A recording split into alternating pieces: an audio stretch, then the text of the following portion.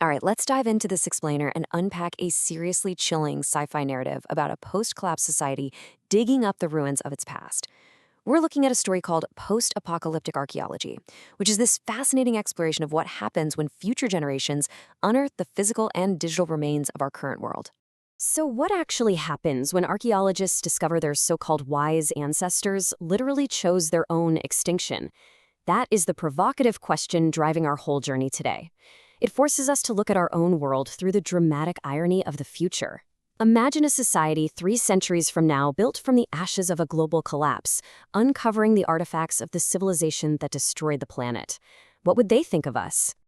Part 1. The Myth of Wisdom, or Digging Up the Before. We're following lead archaeologist Simi. She's excavating a massive, overgrown city from an era they just called the Before. Now, to really get their world, you gotta understand their core belief, the covenant of learning. Basically, it's this absolute certainty that their ancestors, yeah, that's us, were incredibly wise. According to this covenant, society fell only because humanity somehow forgot that ancient wisdom. And this belief, it's aggressively protected by a powerful governing body known as the Council of Remembrance. But Simi is about to experience a total paradigm shift. When she opens up a sealed subterranean storage chamber, she's expecting to find, relics of enlightenment. Instead, what she finds completely shatters that established myth, replacing it with a horrifying new reality.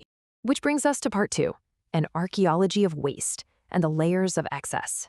So as Simi and her colleague Isra break into this pristine, intact facility, they don't find ancient wisdom. They find a massive pathology of excess. 2,000. That's the number of distinct hair products her team catalogs in just one single section. We're talking identical formulas, marketed with just tiny tweaks in scent or packaging, all designed to manufacture artificial demand. It's a perfect snapshot of a bizarre reality.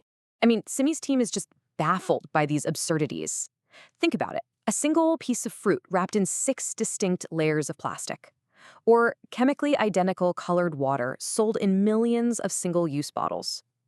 They unearth a society obsessed with consuming more, wrapped in disposable materials that ironically ended up outlasting the civilization itself. So, why consume so much in the first place? Well, they unearth these massive advertising panels that give it all away. Slogans like, "Live your best life," and "You deserve it." The archaeologists quickly realized their ancestors were constantly, psychologically manipulated into tying their literal self-worth to endless consumption. They were essentially engineered to feel dissatisfied so they would just keep buying. Moving on to part 3, the archive of warnings, the smoking gun data. The true horror really hits when the team excavates an intact sub-basement archive. Down there, they find administrative charts demanding relentless, infinite economic growth, 5, 7, 10%, quarter over quarter. It's definitive proof that the ancestors intentionally designed products to fail, a concept called planned obsolescence, just to keep the economic machine running, completely ignoring the reality of a finite planet. Simi also unearths documents proving corporate leaders knew exactly what was happening to the environment. But instead of changing course, they rolled out these highly calculated public relations strategies to knowingly suppress climate science for short-term profits. Just look at the playbook. Shift responsibility to the consumer, manufacture scientific doubt, emphasize the economic costs of regulation, and promote magical future tech to avoid reducing consumption today. Part 4, Voices from the Collapse and the Human Toll. Because the archive isn't just cold data in corporate memos, right? It holds this tragic shadow history of dissent. We read the desperate pleas of people like Marcus Webb, an ecological economist. He laid it out clearly. Infinite growth on a finite planet is impossible. We will hit limits. He pushed hard for steady-state economics, but was entirely ignored by the systems in power, ultimately taking his own life in despair as the tipping points approached. We also uncover the handwritten journals of Dr. Erlina Vasquez, an environmental scientist, and they are just heartbreaking. Her entries pinpoint the exact moment the climate feedback loops activated, stating we were past the point of preventing catastrophic change. And she isn't just writing as a scientist, she's writing as a terrified mother, agonizing over the future her young daughter Sarah is going to inherit.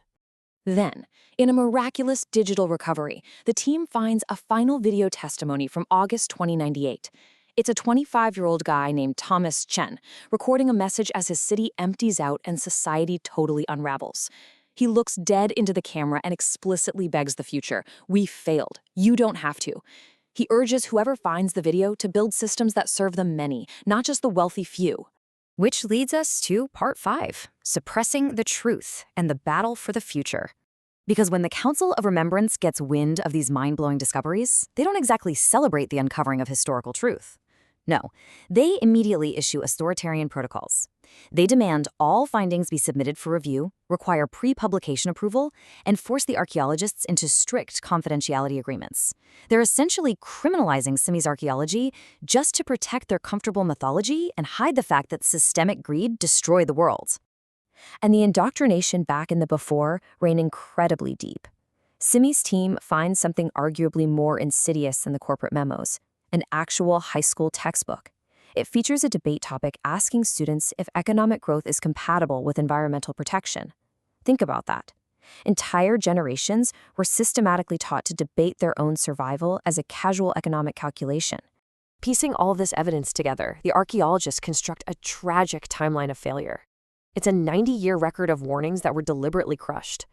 90 years out, the catastrophe was predicted. 40 years out, dissenting scientists were fired. 20 years out, economic warnings were completely ignored. And just 15 years out, a perfectly viable transition to renewable energy was entirely defeated by corporate lobbyists protecting their profit margins. Facing imminent arrest by the council's soldiers, Simi and her team have to run. But not before their tech specialist pulls off a massive move, secretly uploading the entire digitized archive, the journals and the video testimonies, to decentralized academic networks across the continent. They make absolutely sure the truth can never be buried again. And that leaves us with a final, really provocative thought. Sami's society had to confront the unbearable truth that their ancestors weren't wise, they were intentionally foolish. But looking at our own reality through the lens of this story, we really have to ask ourselves, are we currently building the exact same doomed systems as Sami's ancestors? And more importantly, do we have the collective will to choose differently before we become a cautionary tale buried in the dirt?